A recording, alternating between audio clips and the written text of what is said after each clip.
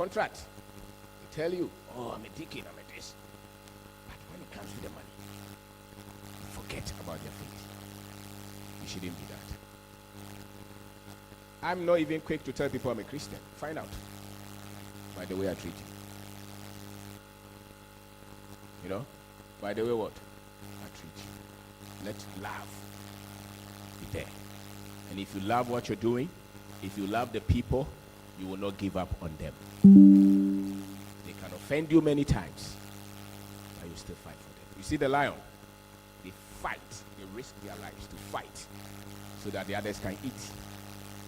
Sometimes they can die, but they think of those behind you. That's why they fight. You don't fight for yourself.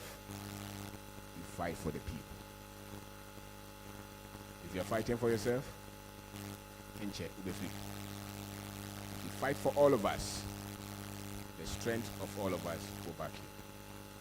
So thank you very much.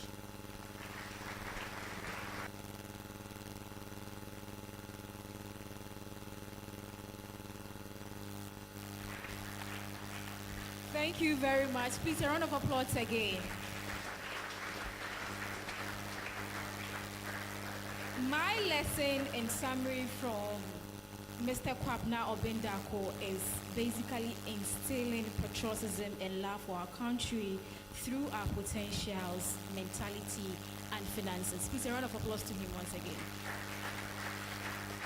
We'll be taking some few questions, and so please react with it for us. Okay, so I see the gentleman. My ladies, please, it's March, International Women's Day, and I'm not hearing from you, please. Let us hear from you as well. Francis Obusikobia is my name. I do within construction, agriculture, and climate change advocacy. My question lies on the point you make of thinking at a higher level. I have a large-scale agriculture project. Most of the time when I tell people, they think and they tell me that I can't do. The reason is that they look at me physically. They know I don't have the car, I don't have a building, I don't have the money, but they are not looking at my mentality capacity to do that. So I want to ask you, is it the saying that dream big, start small, that is what is contributing to how they think about me? And I want you to connect that to businesses in Ghana specifically and businesses outside Ghana. Businesses outside Ghana, when they start few years, you see that they have become a big company. But businesses in Ghana always at the SME level, entrepreneurship, and always that name runs around. So what is your say on the think big, start small, if you have the resources to start at the bigger level and move on? Thank you very much. All right. If you have the resources to start at the bigger level, why do you start small then? Many of the times the people, the global, the infrastructure, a lot of these guys they call billionaires. It's not that it's in cash form. It's in shares, isn't it? What is the total of Ghana Stock Exchange? So there are infrastructures that we don't have access to anyway.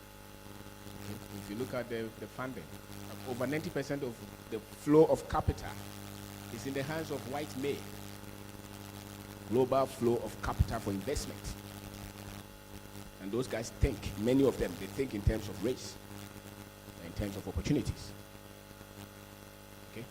I'm not saying it's not there, but many of them, if you develop an idea and it's $100 million, you have to fight double than if you were white somebody, you know? So many of our people, sometimes, I mean, my wife, you know, I'm a kakaro. Because I drive a pakia. Why? Because of my body size, I think. So you have to deal with it. But your mind, I think that is what takes you to where you want to go. So you shouldn't bother. I hope it answers you. Likem, do we have anybody inside with a question? Yes, we have 3 questions here. I'll take the first gentleman. Okay, thank you so much. My name is Enoch. I'd love to commend Dada Obendako for his contribution towards knowledge. My little information is not necessarily a question, but a wake-up call to my colleagues around. That as I stand here, most of the things I do to keep myself going per my previous knowledge and understanding is that the point Mr. Bendaku raised, that go to your hometown, not necessarily your hometown, but go to the villages. None of the projects I do is in Accra. But as I tell you, I've been asked and I've been directed to help people as well. So I'm just using the means to encourage my colleagues here that if you are struggling in Accra, you have more than 200 villages right now where you can begin good businesses. Mr. Bendaku mentioned a comment about your villages borehole and stuff.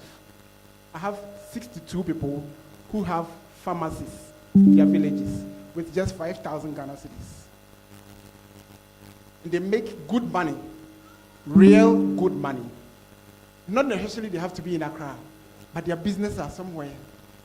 All because we started somewhere. As is in the mining sector, those investors, we are expecting them to come and mine. They started somewhere practicing. If you don't practice, so the villages or the rural areas are good platforms to start with low capital. Somebody needs at least 10,000 to start a business in Accra or to improve. But in some villages we have, you need just 2,000 or 1,000 Ghana cedis, which maybe somebody can just borrow you for a good business. So why are we here? As I can convince all of us here that if the ground is not good here, there are places out there. If you don't know, come, I'll give it to you. More than 100. They are waiting for a small project that will take like 200 cities, 500 cities to begin and make good money. Thank you so much. I learned all these things a bit from Mr. Amoabeng and Magdan. They tell you, I've been in an Eco Bank started in a 2-room. The UT and the rest, they all started in a room. Not necessarily they have to go for a shop where you are looking for capital to raise a shop. But there are we have more than 200 villages. That's even a common 1,000 Ghana cedis to start a drugstore, they are not getting. You're welcome, and we love to show all of you that we are here to build. Thank you so much. Thank you.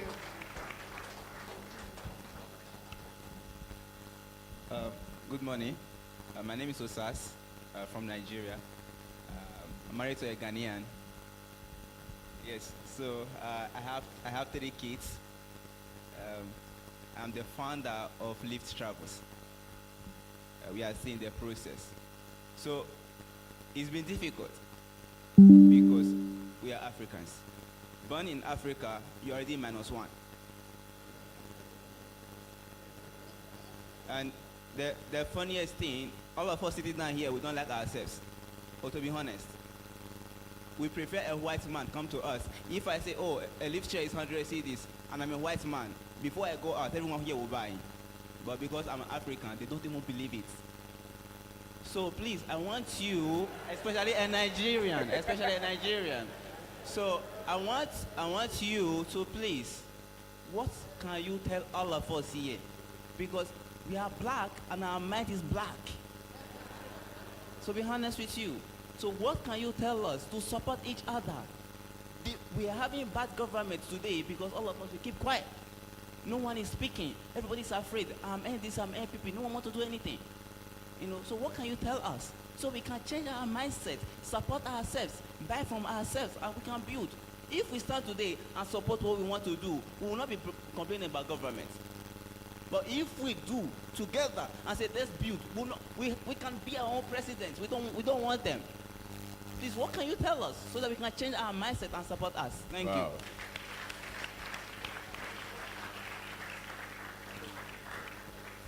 Somebody said that the knowledge of a race to that race is the same as your memory as an individual to you. What is the memory that we have on our race? What have we been conditioned? What do we know about ourselves? The love will come from there. And so if you see an African who has been able to have a correct memory on Africa, that African will not struggle to love you. Okay? But we've been conditioned. That's why tomorrow you go to church, you see the Jesus there, he'll be what? They still believe that. And when you see Satan or devil, yeah. You think it doesn't matter? If it doesn't matter, why is he white? So it's not us. Over. When you are going to school, my name Kwabena Obindako, they have to give you English name. I'm speaking 3 up to, let's say, 10. I go to school, I have to go and learn another language. By the time that you are 25, you are in conflict as an African. You virtually don't have any respect for whatever you have. Look at our beautiful women. They all bleach. Sorry, not all. But if you watch the TV, the ones that we call nice, they bleach. You see lawyers, female lawyers, they have white wig, they have black wig, and then they have red hair. So long as we have those evidences, it's a war for us. Okay? So it means that we have to really search that. And that's why I love history, actually. Not the history that the white man came to teach. The one that I found out myself, my greatness. Because without that, many of us, we would throw... You see, you use the word black. If you look at the time that the English language was evolving, everything that had to represent the Africans, you look at the word. So the English language itself is antagonistic to us in terms of when it comes to black. Look at the words, go to the dictionary and see any tenses that they have used black and what they mean. And when they use white, what they mean. Okay, so you said we are black to ourselves. What is wrong with being black? Because somebody added different definition to that black. And we still speak it anyway. I'm the black sheep in the something. And so we have to re-educate ourselves. Really, if you want to live in Africa and be proud, confident, and look at another African and have faith and love and respect for them, you cannot do it with the knowledge that they have given to us now. You have to find different knowledge. If you go to the Bible, they say the Muslim people, they went there and God killed all of them. See? Muslim, Egypt, African, isn't it? God killed them to save Israel. Maybe he's killing us to save everybody. You see? So even the interpretation that we give across board, management, business, science, religion, everywhere. If you're educated, you see the pattern. You see it. If you don't see it, when you open your mouth, it will show. Right? So look at Nigeria. You see the way we have tarnished Nigeria? How many people live in Nigeria? Let's say 200 million people. If you have market share of water that you're producing in Nigeria, are you not a millionaire? But they say, Nigerians, don't go there. They come here and say, Nigeria. Are we not the same people? Are we not the same people? You go to Guangzhou, somebody's in Beijing. Are they not the same people? It's part of the game over. So we have to go and study your history beyond what they taught you in school. You will start to love Africa again. You will start to love Africans again. And you'll be patient with us. Even sometimes our political leadership, they just do what they know. Where did they go to school? Do you think that Yale and Oxford and Cambridge will teach you how to develop Africa? But look at the positions that we give them. We even want them, where did they go to school? Your finance minister, your defense minister, your president, they went to school. And they went to learn how to come and develop Africa. You believe it? I can't believe that. No. So it's a serious re-education for all of us. Likem, shall we take another from your side? Okay. Okay, Mr. Obindako, thank you so much. I always hear of you on the radios. I've personally met you today. And please, you mentioned we should fight to gain ownership. Here lies the case. I'm the CEO of Idash Cleaning Services. Thankfully, today I'll be very proud to mention it outside through what you have taught me.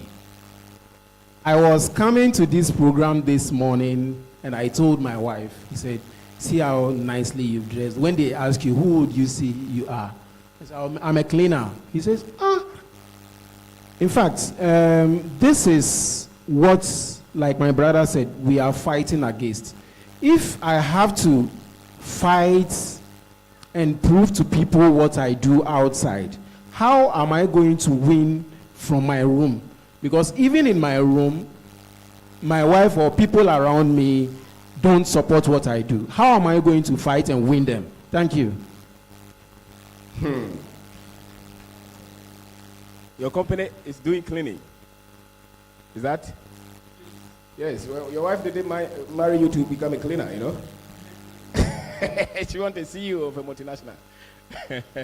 Yeah, that's entrepreneurship, actually. The families, you know, I don't think many of us are blessed with families that really believe when we start, especially Ghanaians. I think Ghanaians are more negative than positive, unfortunately, especially when it comes to starting something that does not look nice. All right. I don't. If you want to test your family, tell them you want to start a business. They should give you 10,000, and hear what they will tell you. But tell them you have American visa, and you won't take it. And so at this stage, encourage yourself, brother. It doesn't have to come from your home. Now there's internet. There are a lot of young men and women doing the same thing. Connect with them. With time, some of them will be proud of you. I remember when we started, my parents live in America. They said that we should not be here. They actually did this documentation, everything, citizen, those things. And we said that, no, what we want to build, I don't think we can build it anywhere but here. They didn't agree. The whole year they didn't talk to us, you know. But we didn't really mind. Today, I mean, the last time they came and we moved them around what we have done, they were silent. You know, so sometimes you have to stand for what you believe in and build, especially if you want to build something significant. All right, so if they don't agree, don't worry.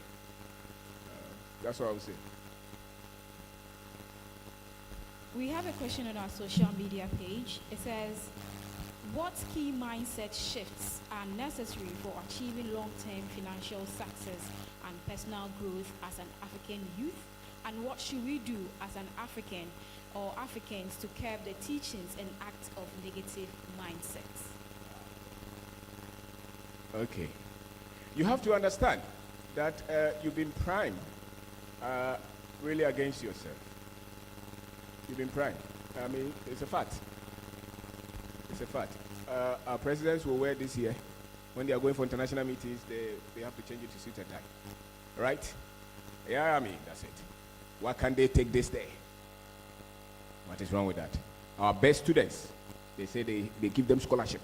Ghana, we have universities here, but we still pay a lot of money to send people to schools, and many of them will never return. Okay?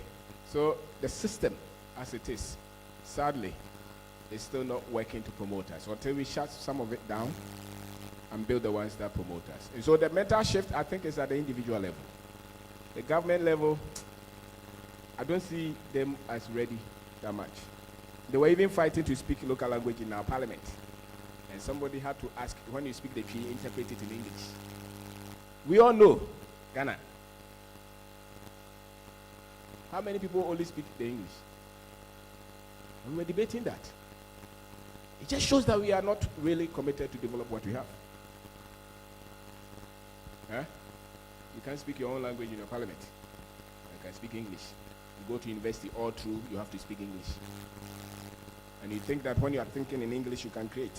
That's why the people who speak a lot of English, they can't create. They can't solve problems. Test it. Tomorrow, go to your workplace.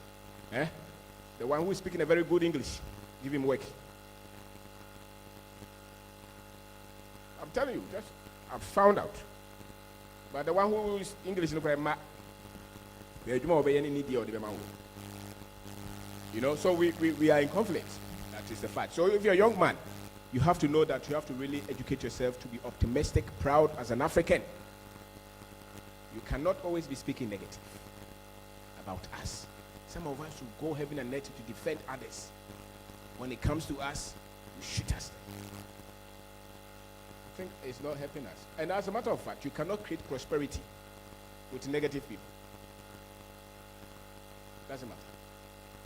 Because the idea will not look nice. When you start, it's already, they have shut it down before you even start. So you need some level of optimism to do something and create wealth. And so if you don't shift your mind as an African from just being totally negative, you are sure that you will not do much in life. You'll be average. That's the fact. You'll be average. You pay attention. Look at all your friends who are very negative. Everything they will shoot it down. Ask me or ask them, how much have they done? Not much. Even when they are put at that position, they don't deliver. Because you need some level. I mean, put a plant there and put an acid on it. And put the other plant and put some water on it. The negativity, the negative words are like acid. They crush the souls of the people. If you are abroad now and you want to come to Ghana to build a business, they'll tell you, Ghana, you will fail. They will chop your money. Isn't it? A lot of you who live abroad, that's it. They will even fight you before you come to start. It's part of the programming. You know? So it's a battle. The way I see it, it's a battle. But individually, we can lift ourselves up of it. We have done that. It's not like we have overcome it, but at least we are conscious of it. Yeah. Okay. Likem, please let's take the last from your side. Statement. Okay. Okay, thank you. My name is Moses, and my question is, you during your presentation, you said, as an entrepreneur or a businessman or a woman, you have to connect to the culture and the people of Africa. And I think this is very true. Looking at the African entrepreneurs who are making it, like Aliko and all these people, they have a way of connecting to the culture of Africa. So my question is, how do we, as an African entrepreneurs, how do we connect? Because it's very crucial. How do we connect to the culture and the people of Africa? Thank you. Okay. So culture is the language, is the food, is the way the people think, is the dressing, is the way we do our things. Don't look down upon those things. See the beauty in them. If it's the ones that you think are not organized, look at the beauty in them. If you're moving your car and you fall in the gutter, out of nowhere, many of our people will just come and help you lift that. Is that not true? That is the beauty in our country. If you have a funeral in your office, people will leave their houses, come and stay with you for 3 days to have your funeral. That is the heart of the people. Look at that beauty. Don't say that, oh, they are just stealing my money. Maybe the money side is not good, but the same person will die for you if you have trouble. So for me, just pay attention to the beauty side. You see cattle and sheep moving through city. This one will not happen. This side of. Yeah, it will be. It doesn't have to be the same. We just have to organize what we have in the best possible way. You know, so I say, look, it's the same thing which is negative. But turn it and see if there is some bit of positivity and beauty in that. It's just like you and your husband. If you focus on the bad side of your husband, you break the marriage, isn't it? Every day, we all the way to her, and I will say, Sika, but if you look at the same man who is not nice, this is nice. You start to speak life to the man, it will stay. You know, so look at the beauty in our culture. By force yourself. And teach your children to speak our language. It's disastrous to think that you are teaching your children good education with English and British standard. It's a lie. Without your understanding of the culture, you cannot build. So that your child that you think you're giving them good education, they don't have strength to build. So they will not be owners, they will be managers. They will not be the owners of wealth until they can stand by themselves and fight. So if they speak the Gomba, teach them. If it's tree, teach them. Don't say that they were born in England and so on. Teach them the Ghana. They're not English. The last time, didn't you see? They were sacking all the foreigners, and all of them were like us. They were angry. So teach them where they come from. If you don't know where you are, where you come from, it's very tough to go to anywhere that is worthy. Be proud of where you come from. Teach them. If you want to make a slave, cut where they come from. You can easily convince them that they are nothing, and they will serve you forever. You know. So thank you.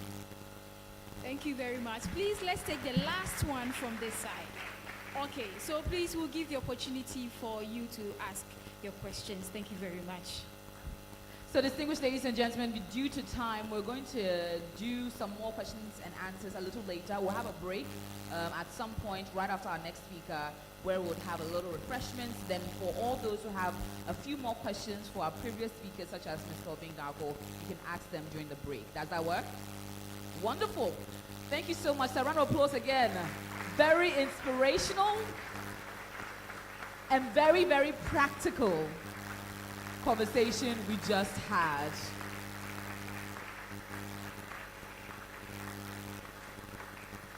Now we're going to do a quick exercise before we get into our final speaker. I'm hammering on the networking part. So I'm going to randomly go to people and I want you to mention maybe a sector you're looking to connect with someone in that sector who may be here. Yeah? So I'll start. I'm head of events at Media General 3 Group. I'm looking for someone who deals with events. Anyone here? Either you're into decor. Okay, we have one person, sir. We have another. What do you do, sir?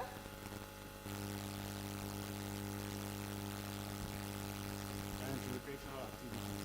Like we have a space where you can come and share coffee with us. You come and then, like we are deliberating here. We have any new ideas. You come and then you prepare for them and see how you actually practicalize. Location? Ashie, Adenta on the Flamingo. Wonderful. A round of applause, ladies and gentlemen. At least I found 2 connects. Yes, sir. Any sector and anyone you're looking to connect to in 30 seconds.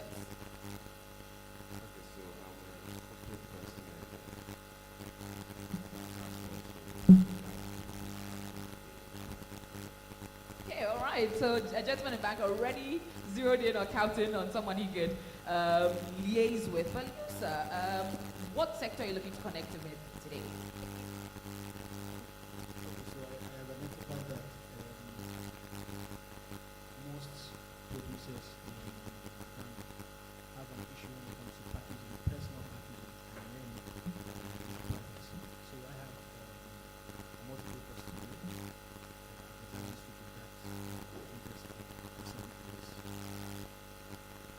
that SMEs and those who want to redo their branding and packaging. So is any SME here who's looking to work on their packaging, work on their branding, work on putting out quality things? Okay, we have one person here, 2, 3. Okay, so ladies and gentlemen, you have someone to zero in here. Maybe we can grab one more person. AJ, I have people here. Okay, They are calling me, so I have 2. Okay, I'm Evelyn. I'm into transportation. The trotro and then the taxi. So I don't know if anyone too is here. Then. And who are you looking to connect with? What sector are you looking to connect with? Okay. Into loans and like loans that can support. She's looking for people who are willing to support SMEs. Okay. So is someone looking for transportation, access to transport, someone who's looking for that? Show of hands. Okay, we have a gentleman here. Maybe we can connect with our nice lady there. One more person over there. I'm Isaac, and I'm into book sales and distribution. So I'm looking to connect with authors and publishers. You're into book sales and publication? Yes, please. Interesting. Okay. Anyone who writing a book, looking to write a book, knows someone who's working on a book? Okay, so we have 2 gentlemen here. 3, actually, 4. So we have someone you can reach out to and have a wonderful conversation with. A lovely lady here. Yes, ma'am. What do you do? What sector are you looking to connect to? Sell insurance. So I'm looking to connect with people in insurance. This one, every SME needs it. Because you cannot be working in 2025 without insurance, whether for your workers, whether for your products. So at this point, how many of us are looking to redo our insurance, work on our insurance, something of that sort? Oh, you're okay. All right, we can have that conversation. Okay, construction and insurance is something that works hand in hand. All right, so we'll be doing this periodically. So at this point, I want you to think of your quick pitch. You have 30 seconds, what you do, who you're looking to connect with, and perhaps you can be able to create some connections there. Round of applause for all of you who partaked. We're going to work on getting a whole lot of connections before we wrap it up here today. But ladies and gentlemen, it's time to get on to one of our speakers coming on next. And this gentleman, ladies and gentlemen, when it comes down to When you look up probably resilience in the dictionary, it might be his picture right next to it, because he's truly a man that is resilient, a man that is innovative and truly has a lot of wisdom. He's done it all and written many books to go with it. Distinguished ladies and gentlemen, he's a leader who's paved the way for many and is continuing to shape the future with his visions and his direction. And he's someone who typifies mentorship and is looking to share his knowledge in so many diverse ways. Distinguished ladies and gentlemen, this man needs no introduction, but I'm very pleased to do so. And we'll start it off by introducing him with a video. Distinguished ladies and gentlemen, our next speaker, Captain Amoabeng.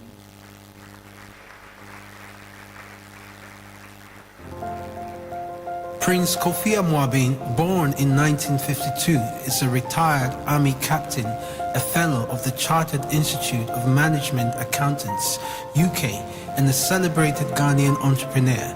He caused a paradigm shift in the lending industry in Ghana by founding Unique Trust Financial Services with 3 employees and grew it into a robust holding company, UT Holdings, with several subsidiaries both locally as well as in Africa and Europe. He is the founder of PK Amoabeng Leadership Foundation, whose purpose is changing and developing the mindset of the new generation of leaders and those in leadership as they traverse the leadership journey. This purpose is achieved through the PK Amoabeng Leadership Scholar Program, an intense 1-year program expected to produce industry leaders imbued with a strong sense of patriotism, innovative leaders, problem solvers, creative thinkers, and knowledgeable in their respective fields of endeavor. Captain Prince Kofi Amoabeng is the proud author of 3 best-selling books: The UT Story, Volume 1, Humble Beginnings; The UT Story, Volume 2, Building a Winning Team; and the UT Bank Story, Volume 3, Faithful Decisions. In his own famous words, he said, "If you strongly believe God got your back, you will never be perturbed by the challenges. Actually, you should be excited, because the bigger the challenge, the bigger the victory."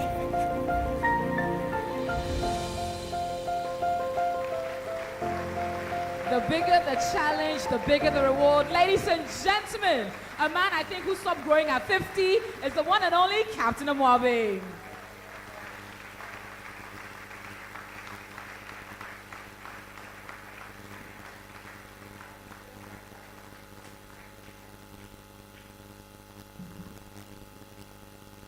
Hi everyone, distinguished everybody. I'm very happy to be here and to support Mr. Francis and his team for what they're doing for the country in terms of building entrepreneurs and leaders for the next generation especially. And therefore, no matter what I'm doing, if they call me, I have to come and give them my support. So I'm very happy I could make it. And also for the love of the next generation and new entrepreneurs, which has become my soft spot. I had to leave. I told somebody this morning, keep track so I could be here to be with you all. So really nice that we are here together. Thanks to the Almighty God. We've been sitting for some time. I want you to do a small exercise. Can we all quick? All get up and point to the north. So please, everybody get up, shake yourself as you get up, shake yourself as you get up. Shake yourself as you get up, shake yourself, stretch. Where is north?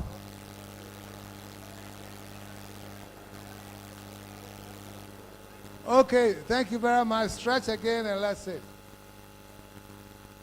Thank you. Yeah.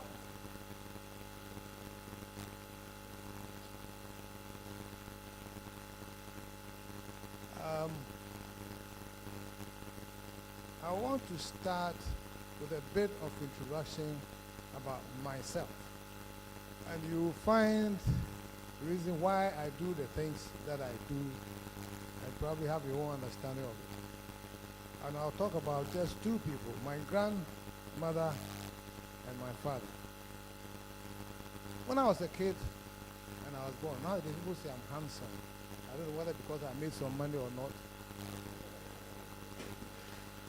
But when I was a kid, when I was born, they said I was very ugly. I wasn't smiling. I wasn't crying.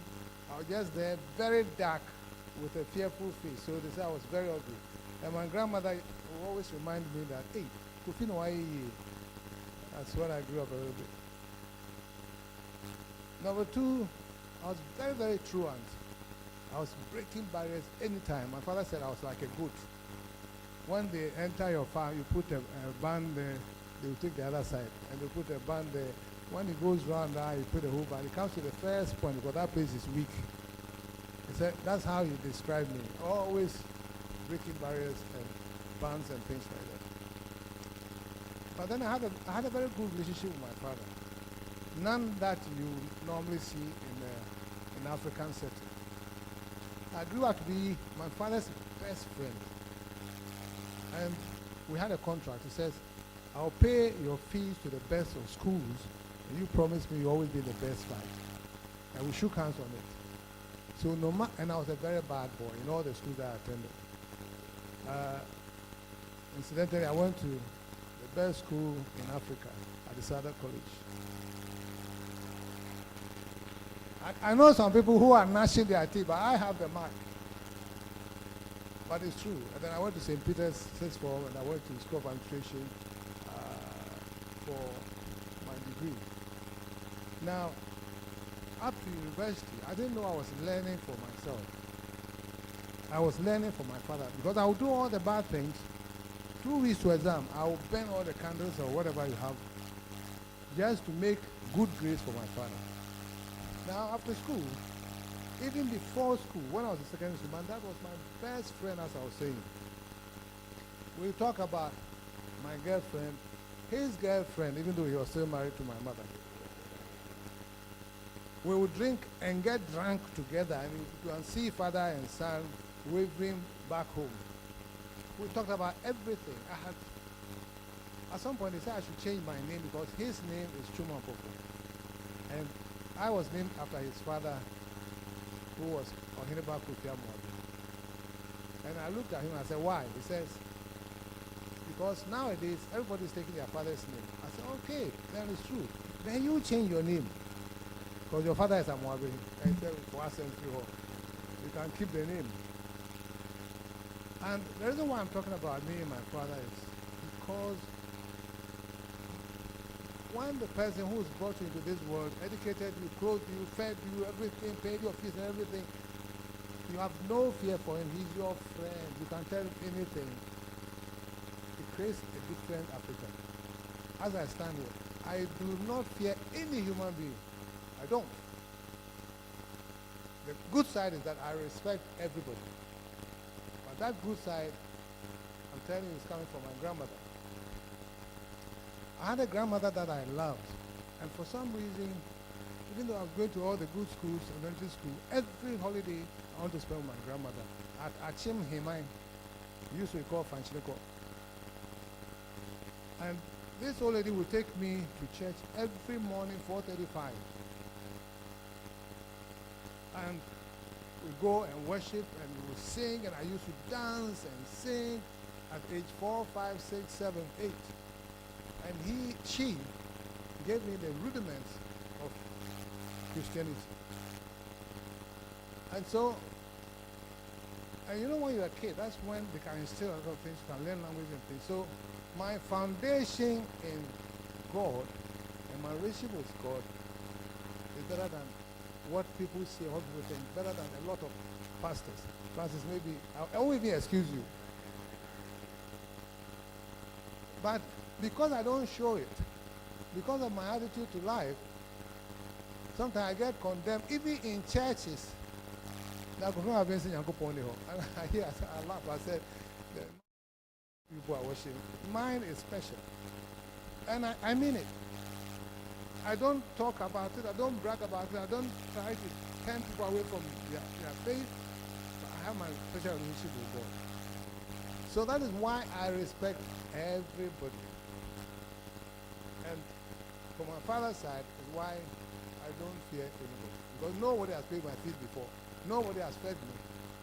So that is Amoabeng's foundation for you. I will start with my personal philosophy, and it is this. How many of you do not believe they were created by something or someone? Anybody? If you think, as for you, it's Big Bang, and they all say you just think the world's, let's see. Thank you. Thank you all very much. We're on the same wavelength. So, my philosophy is this. Anything which exists, or any living thing, natural thing which exists, has been created. I'm on the same wavelength with you. Now, the only reason why someone would create something because they are envisioning a purpose for it. In other words, whoever put us in this world has a purpose for us. Of course, we don't have a script saying this is the purpose. We don't. But certainly the purpose will be to improve or better his creation, his or her creation. So we are all here to better this world that we come into. Are you all with me? Now, if you believe in that, then it means whilst we're here, we should look for what we can do. And God created us uniquely, different parents, different villages, whatever. Our features are all different because there are a lot of problems, and He envisages that you can solve some of these problems for Him. That's the only reason why He put you here. So I will address this directly. If you are a Ghanaian, and you've been through school and everything, and your aim is now you are processed going outside the country, the main thing I have for you is that you don't believe in your God. God created you, gave you to mother, father here, and put you in Ghana. And created as it is. We have numerous problems. This is to buttress what Kobra was saying, what you were saying. Numerous problems in Ghana, anywhere you turn. And we have beautiful capital, and manpower. And you say, as for you, you are living to Abuchi. Now, when you do that, if you are going to study and come back, of course you are building capacity, I can't criticize that. But when you do that and leave, and you don't come back, at least you have confused your creator. People to here, to solve problems around here, you have left. You now have to find something that you can do in the new environment.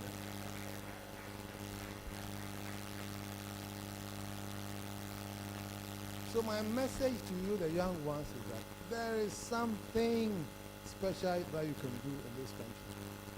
Find it. And it's not going to come easy at all. But find it and do it. Now I'll tell you my own experience. After I finished university, if you read my first book, it's all there. I was leading a life that I didn't like myself. Go out to a nightclub, do discotheque. I come back about 4 a.m. if I don't overdo it. Otherwise, sometimes I come at dawn, 6 a.m. And I was gambling and with women and all those things. Young man. So I was 22, 23 when I finished university. And I was saying, Kofi, I'm not heading anywhere. But I will go all the same, but remind myself, this life is not good. Then I saw an advert in the papers. Recruitment to Ghana Armed Forces Military Academy. I threw a pass aside because I didn't like soldiers at all. I don't like it. We want some people to go and make zombie. Yeah, something said, look at it again. Long story short, I applied and I went to training. I won't tell you exactly everything, but I don't have the time. And I came out of the army a completely changed person. I was disciplined. I had learned leadership. I learned about caring for people. I learned about generating trust. I tell you, without doubt, the best leadership training is in the army. And when I was an officer and a gentleman. The only bad side is that I look at civilians and I said, bloody lousy civilians, they don't know what they're about. That's the only bad side. But otherwise, my life had changed completely. Then I had to leave the army because of the first school AFRC, followed by PNUC. I said, this is not the army I came in here for. And I love the army because everything suited my system. So when I left the army, I went back to UK where I'd gone to study. And I went to meet my mate, a white guy, who was an accountant in London. And I said, Charlie, my country is burning. I need to come and settle. And long story short, he found a job for me as a bookkeeper in Salisbury, which is a small city or small town southwest of UK. And here I was, Kukrantumi man, going to hide in Salisbury. I said, oh, but you, evening class, I was better than you, so if you're accountant, you should find me something better. He said, Prince, will you shut up and stop that your nonsense? You don't have the right to dress, and you are black too. And he was my best friend. And I said, what has that got to do with you? He says, I'll share this. He says, the best present I can give you as a friend is to let you know that every white person you meet thinks he or she is superior to you. I said, you too, because I'm a white person. So keep it. So anyway, I said, okay, reserve the job for me. I'll go to Ghana and sort myself. I came back and I said, so if I go and hide in that Salisbury, my life is finished. And I'm probably going to marry some Ubidimbefa or something, some fat white lady for my papers, and I'll be stuck there. It's not very scary. I said, no. You should take his job. Those days, Ghanaians were graduates, especially, and teachers. There were a lot of teachers in Nigeria. We're talking about 82, 83. So I drove from here to Nigeria. And I drove, visited my friends and things like that. The good thing was that evening, after they finished their classes or lectures, they assembled at some beer bar, and they had Guinness, the 24 booths, that's the big one. And if you take 2 of that one, you are standing, you are a man. And then they would chop a goat head with serious pepper soup. And I enjoyed it every evening. And they said, oh, I could get a job with Zaria University or something like that. I said, okay, finalize it, I'll come back. So I drove back. I said, so all I'll get in Nigeria is some salary, goat head pepper soup, and Guinness, and at best some small naira to change and give to my mother. That's not enough. I won't go. Then I also had a job in Liberia, same thing. And I remember standing on the overhead, not circle overhead, the old one connecting the old small, still there, goes to Joy FM station, all those things. And I went to stand there one evening and I was looking at cars, Mercedes-Benz, people passing up and down. And I said, so all these people, they have sense more than me. And they're able to make it. And me, with second class upper, chartered accountant, military and everything, I cannot make it. I said, no, God, this one, if it's a sin, let me sin. I am staying here, and whatever you want to do with my life, please do with it. I'm not trying anymore. That's how I stayed. Otherwise, I'll probably be in Salisbury or Nigeria, maybe killed somewhere along the line. All this to tell you, the young ones, is that this is where God has faith for you.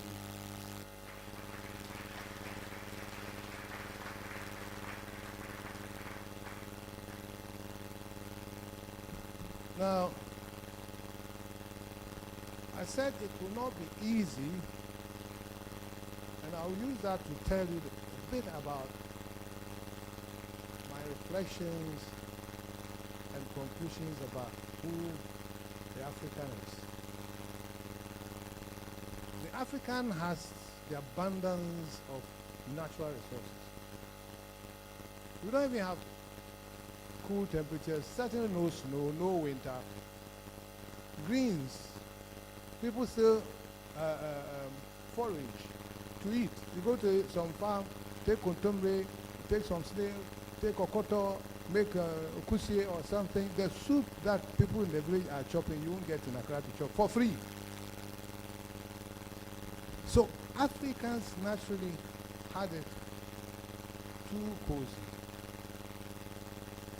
And that is why we have the cultures and traditions that we have. Because in this world, the environment determines the nature of, or the traditions and attitudes of the people. Or people adapt to the environment. If you don't adapt, you can't survive. Let me give you two examples to illustrate this. I went to the north of Sweden. Me, 13 boy. You know why I went? To go and ski. Because I only saw it in and I had a relative there. And I said, that place they ski. He said, yes. I said, okay, I'll come. And I went all the way to north of Sweden to go and ski. I was observing what was happening. Two things that stuck with me. The trees there, I think the cedar tree or something, the tree stays in hibernation for about 8 months. And then they have a 4-month summer. And during that 4 months, they actually spring back, flower, you see the leaves coming, bear fruit, and the fruit, I don't know what it's used for. By the 4th month, it's finished its business and gone back into hibernation. So you see the tree as if it's dead. No leaves, no than it's there for the next season. The plants have adapted to the environment. The plants and trees that could not adapt to that environment are dead. So you won't see mahogany there, never. Mahogany is having too cozy and growing so high in Africa. That place, mahogany won't last. So even the trees have adapted to that environment. The second thing, the human beings, from child like that to 90-something-year-old lady, they all ski. You ski to the bus stop. You ski from the bus stop to your supermarket and ski back. In the buses, they have compartments for you to put your skiing gear. So the environment has made it compulsory, or they've adapted. And I said, hey, so it's not that stupid people were not put here. But those who are stupid are dead. Because if you don't think, you will die in those areas. Now let's come back to our Africa. You can see even a madman walking from here to Tamale, next 6-8 months, they are back. Naked, they are not dead. Nothing will kill them. They've eaten 8 months for free, somehow. That's Africa for you. Therefore, for me, the cozy circumstances made us develop the cultures and the mindset that we have. Therefore, if you want to build a company, this is moving fast ahead, make sure that you create a company with a different culture. Don't just bring people in and let them do whatever they want.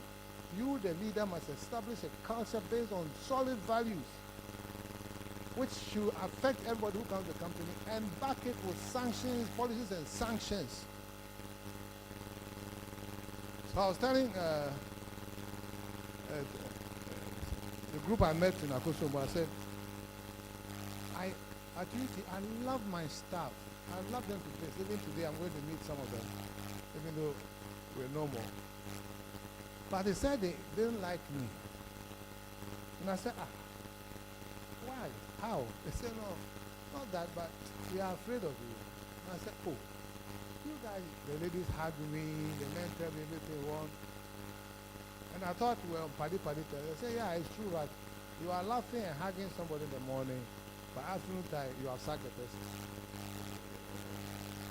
And And I said, oh, no, you people got it wrong. I have never ever sacked anybody before. They say, hey. And I said, it's true. We have our company, we have our policies, and when you come, you go for orientation, and you know what you have to do, so that the company will grow to what we've envisioned it to become, and then you decide to go contrary to our policies. I never sacked anybody before. You sack yourselves, you people.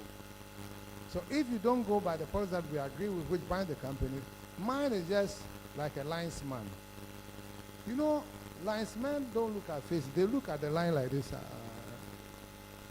Before he sees that the number 9 or number 5. So in the same way, me, when I was running my company, I was like a linesman. Once you go against the policy, I said, what are the sanctions? Done. And in the process, I sacked my own brother, my own cousin, a whole lot of things. But it was what it was, and I had problems with it. So I'm saying this to say that when you embark on a journey, or as you are here and trying to find something to do, if it's cozy, it means you will fail. Just as I've narrated the African situation to you. You should find that it's tough. And as Mr. Obinda said, the forces against you are plenty.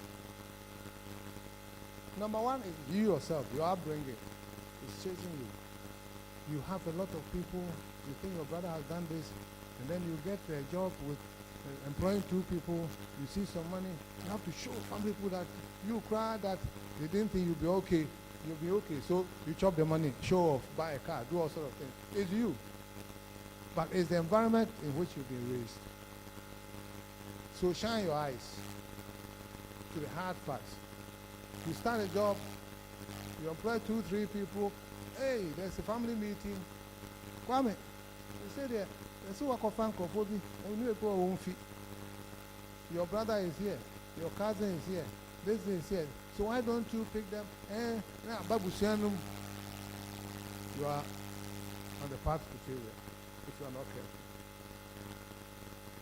Other factors, you are a good Christian. You go to church.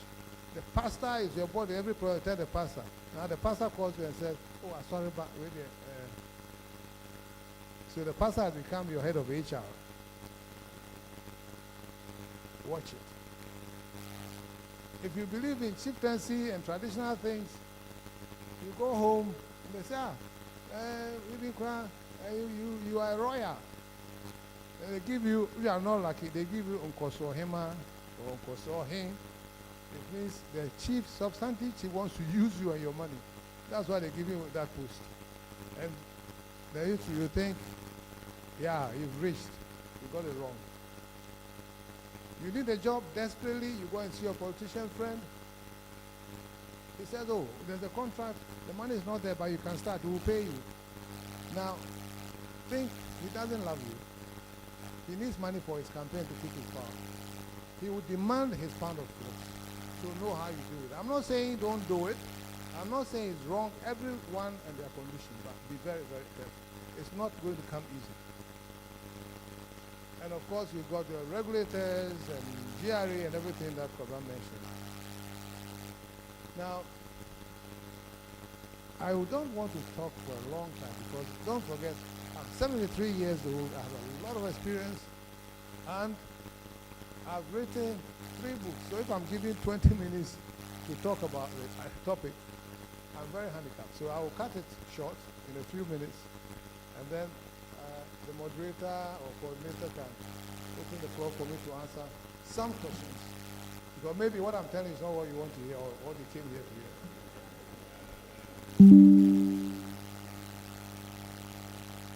Now, my journey of resilience is the one interesting one. In this world, you can't win. And since we all agree that we're put here for a purpose, we have the solution to the problems when they come. The one who put you here and is guiding you for you to better the world for him or for her is with you all the time. But he wants you to use what he's giving you, this coconut here, and what he's put around here, which is a lot to find what you can do to make this world a better place. He's watching you. So give it your best shot. Honestly, acquire worldly things. Because you were born with nothing, even weak. And your mom, to acquire worldly things and use the worldly things to cause the impact. And when you die, you leave everything behind. Nice story. That's for everybody the same. So you have to stay humble and in touch with your God. And the worldly things just to let you have an idea what it is. For me, number one is to stay alive and be healthy. It can be cut short, you have no control, but your own contribution, the first thing you need to acquire, stay healthy, stay alive and stay healthy. Number two, acquire the right values.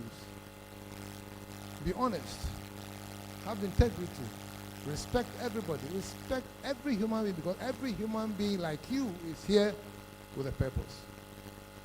And you can't take people for granted, because then you're making God's work more difficult. You go and steal from somebody. God has helped him to get something to use to impact people. Then you go and steal it. If I were God, I swear I won't be happy. So work diligently and honestly, and also be humble at all times. Listen, with all the hula baloo about we are special and we are trying to achieve something and this and that, you are one person out of about 8 billion human beings. Any mathematician here? It means you are zero.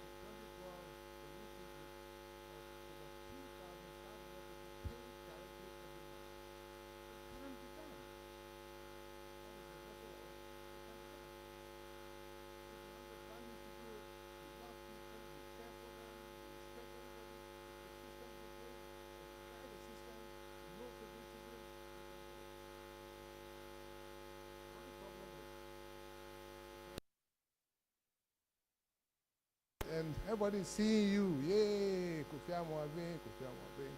Hey, Johnny Walker, invited to Stanford, Oxford, go and talk. National award. The politicians are saying, now we're okay home. If they don't see you in NDC, you must be MPP. They were not seeing me, so I must be NDC. So nobody liked me in politics. And I will speak my mind for the love of the people, not for myself. And that created more enemies, and I didn't know I was creating enemies. Then, even pastors, I wasn't seen with any powerful pastor. Then they said, I made a statement, and I said, I don't believe in tithing. One person in Ghana, 30-something million. I said, medium in pay tithing. They say, hey, the man said tithing is bad, and all the pastors were against me. I said, I won't take your money from you. I'm saying, me, my money there. You know, apart from what one thing that I fear about tithing, God knows Nkunta more than you. And if you pledge that anything that you earn, you give 10%, and then maybe I give you some 500 on the side. That one you don't declare it. God has said it. So if you pledge to tithe, please make sure that if what you believe in, you go by the principle. I think I can't. And I think the God who put me here, if he makes me, he guides me to make money. He knows I'll have, he'll give me the sense where to put the money. And I will not say it, but if you know what I'm doing for some church, you'll be surprised. But I won't say it here, because the pastors will think I want to redeem myself. I don't have to redeem myself to anybody. So I'll keep it to myself. So, what was I saying? So I didn't have pastors, as powerful pastors as friends. I didn't have powerful chiefs as friends. I didn't have politicians as friends.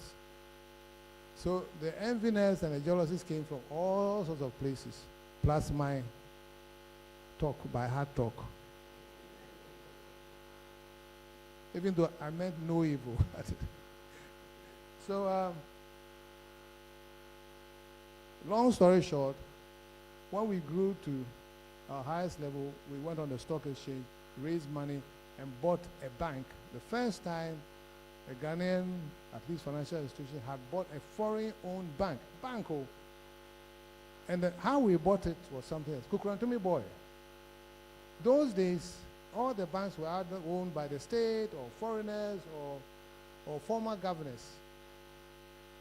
Not any individual from Hemai and Kukurantumi. Never. You couldn't get a bank to buy. But we still did it. Then circumstances were such that we had to merge the bank and UT Financial Services, which I don't want to take you through. And the bank started making changes. Today, if you see extended banking to 6 o'clock, it was UT Bank. Because I said, Makola people are sitting in the market at 4 or 5 o'clock. People are at work, they're closing at 5 o'clock. The banks were closing latest 3 o'clock. And I said, no, then we are not serving our purpose. So the banks that were in major places are instructed that change the banking hours. And now the banks had to follow. Loan in 48 hours, even as I speak now, there's no way you can get loan in 48 hours. And we did our bit. We were voted Bank of the Year. First time an indigenous bank won Bank of the Year. So in short, I am so happy and feel so blessed with what God has done for my life. And God knows why I will go through some downturns. And when the bank, it was announced the bank had been taken, I had left the bank about almost 2 years.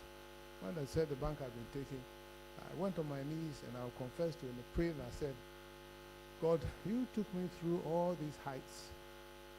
I don't know why me, ordinary me, you used me for that. And you know why I'm going through this. I swear to you yourself, I will not fail you. I'll stay healthy and stay on course to see what you do with my life in the next thing to come.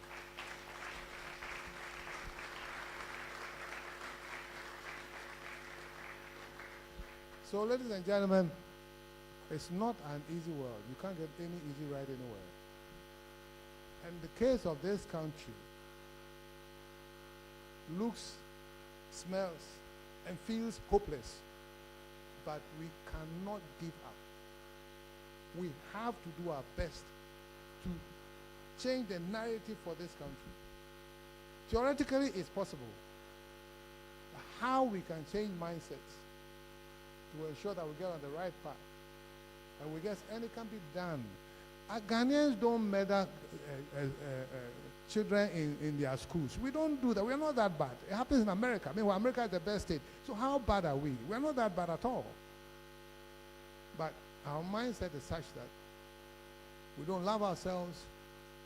We like influencing everything and anything to our own benefit. But the world is not about us. It's about what we can do for other people. So on that note, I pray to God that you help us to change the mindset and give us the kind of leaders who can understand his works and redeem this our poor country. Thank you very much.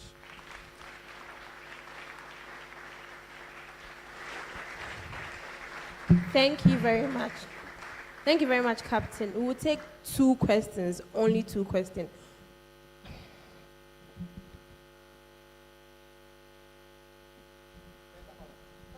So, Captain, would you select by hands? Then we would just 2. Yes, just 2. That lady and who else, please? Oh. I make the choice. We've chosen two ladies. There are only 2. So before the question, please, owners of this car number should please attend to their cars. Kia GN379921. If you are here, please tend to your car. GC378820. It's a red Toyota. GC378820. Please attend to your car. And we have an Ash Nissan GX603918. GX603918. We'll have the questions now. So my name is Eunice. So I work in healthcare. I beg you, if you can stand up so they can see you, because if they can't hear you, they will see your mouth and then have an idea what you're saying. My name is Eunice. Yeah. So I work in healthcare. Okay.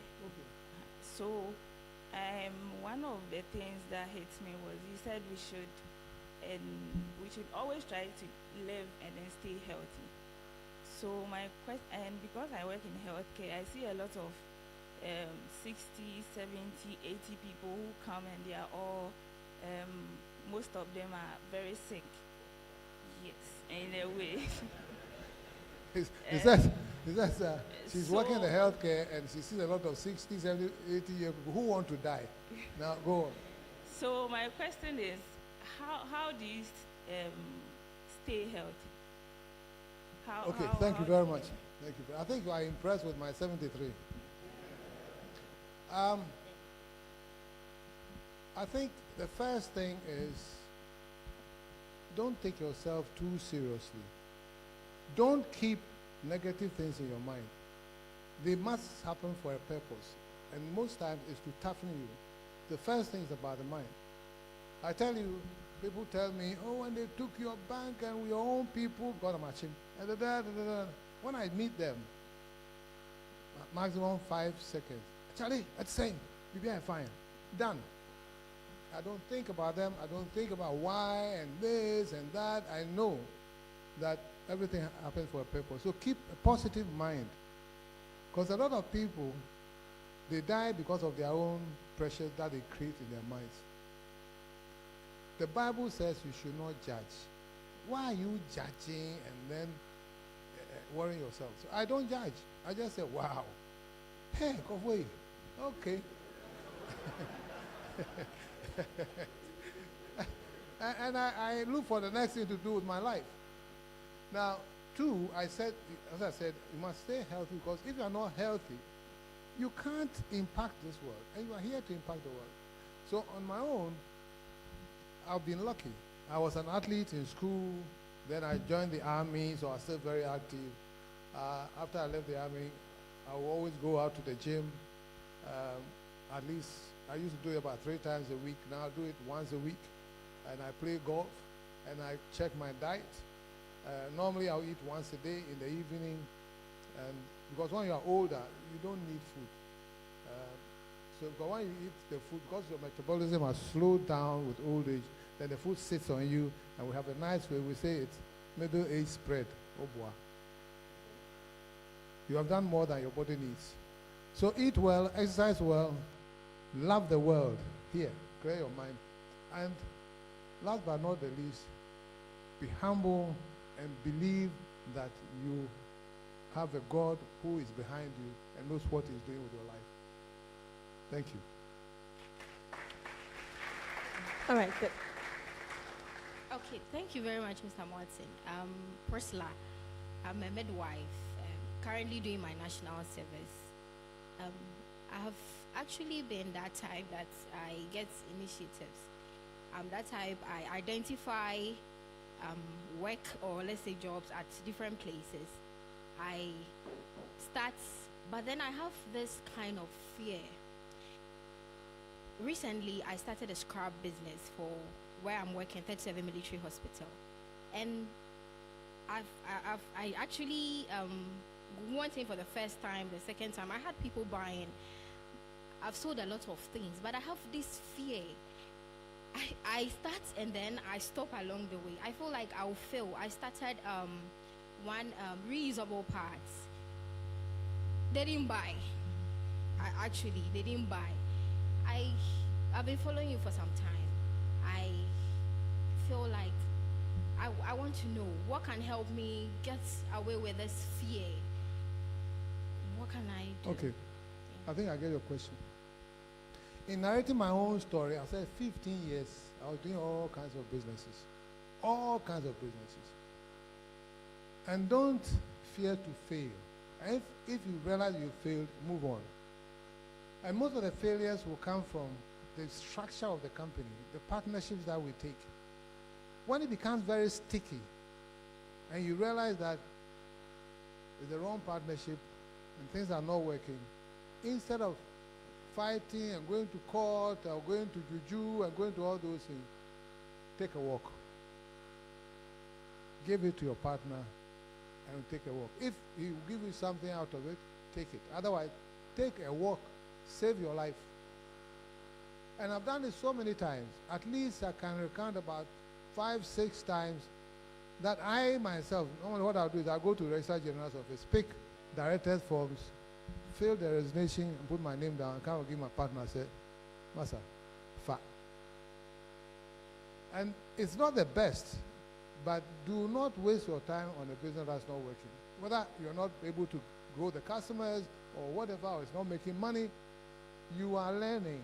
They all come to play at some point in time. When I started Unique Trust Financial Service, I was broke and I was 45. Do I need to say anything else? Thank you very much.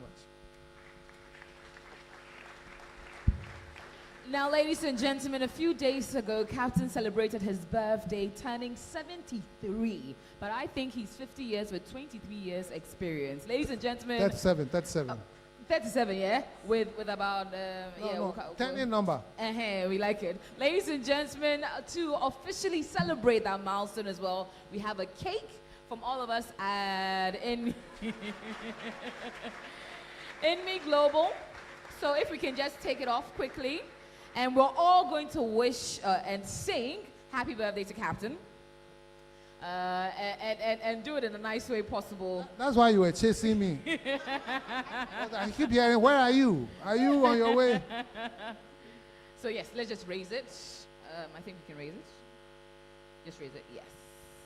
Oh no, there's a sticker in the back. Fantastic.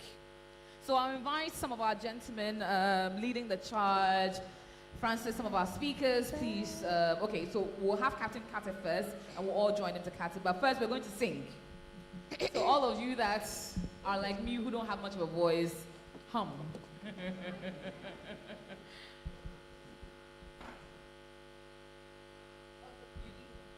So, ladies and gentlemen, Lekem will lead a tune for us.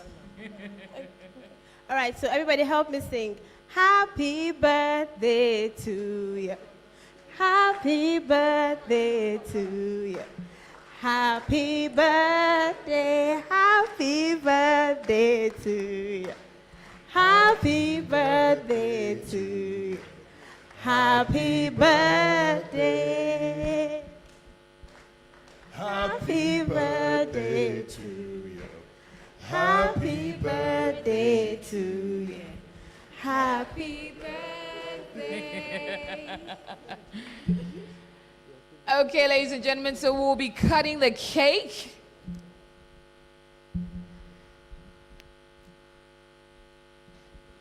So if our gentlemen and ladies can please help Captain hold on to the knife. And then we're going to count it down from 10. So if you all join me, 10, 9, 8, 7, 6, 5, 4, 3, 2, 1. Happy birthday!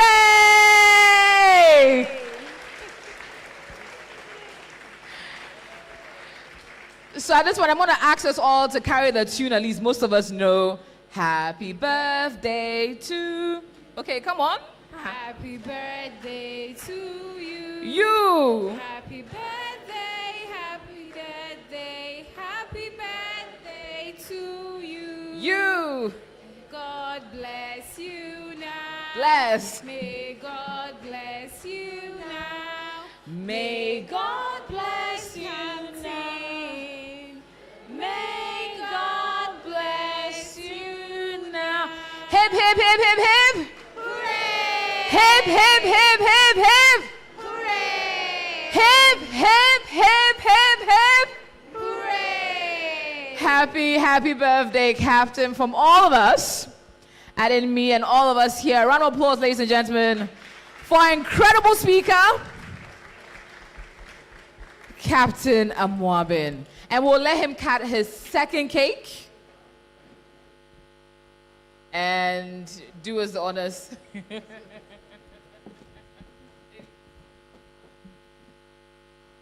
Officially cut this cake. And this one we're going to share. Everyone's going to get a taste of these cakes.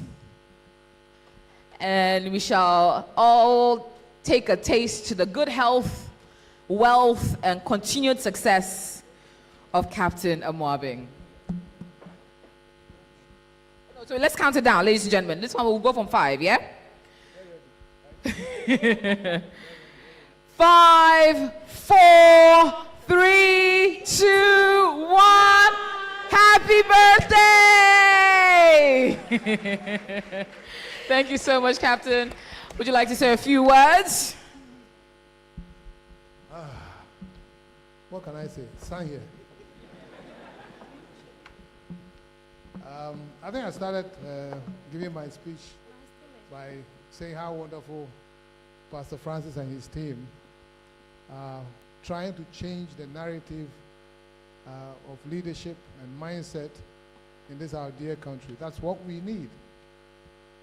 And a lot of people make some money and they get engrossed in the fact that they have the money.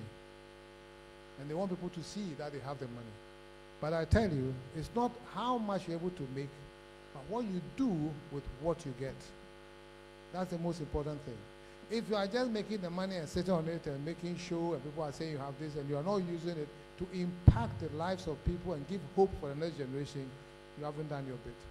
And on that note, I'm really, really happy to have this, my junior brother here, doing exactly what is at my heart. And I'm there for him as he's there for me. This has been a wonderful surprise. And anyway, my birthday, I wasn't here. So I'm sure he wanted to do it on my birthday, but you couldn't get me. So Francis, you and your team, thank you so much, and I'll always be there to support you. And I love you all. Thank you. Thank you so much, Captain. Truly been inspiring. Such a pleasure to hear your incredible story, and most importantly, hear how you've made so much success and will continue to do so in various capacities. Ladies and gentlemen, at this point, we're going to take a quick break and do a small refreshment, then come back for our final sessions and our final speakers. But I'm sure there's a few housekeeping matters Likem and Amina should go through with us. Yes, I'll go over the car numbers I mentioned earlier. So from the security, you have blocked the people. There's a program upstairs. They are done. They want to leave, but you have blocked them. So please, during this break, kindly move your car so that they can also make it to their homes. There's a blue-black Accord, car number GR900520. GR900520. Please, if you are here, attend to your car. Red Toyota with car number GC378820. GC378820. And then there's a Nissan GY603919. GY603919. Also, please don't forget to follow our social media pages, which is Facebook at InMe Global, Twitter or X at InMe Global, Instagram at InMe Global, YouTube at InMe Global. And please, if you want to get soaked into the stories of Mr. Amoabeng, we have the UT stories out there, Volume 1, Volume 2, Volume 3. Get some copies, learn from them so that you channel on the success path. That will also be your story. Thank you very much. Thank you so much. So, distinguished ladies and gentlemen, at this point, we're going to take a quick break. There's some light refreshments, and we'll reconverge in about 15-20 minutes, and we'll get into our final sessions where our very incredible speakers will be wrapping up today on a very high note for us. In this break, please feel free to ask our past speakers or our speakers that just got on any questions you might have, and then we'll reconverge in the next 15 tops 18 minutes and continue with our final session. So ladies and gentlemen, you can please make your way outside for our light refreshments. Thank you so much.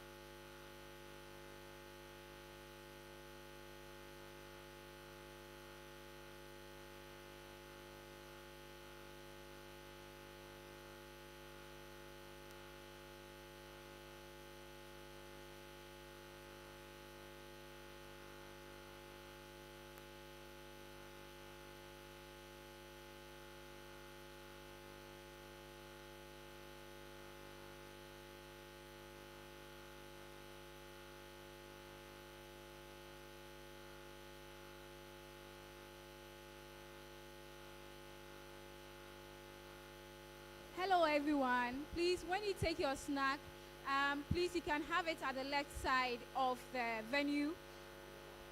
We don't want to get choked at the entrance of the venue or the corridor space. So please, when you take your snack or your lunch, you enjoy it at the left side of the venue. Thank you very much.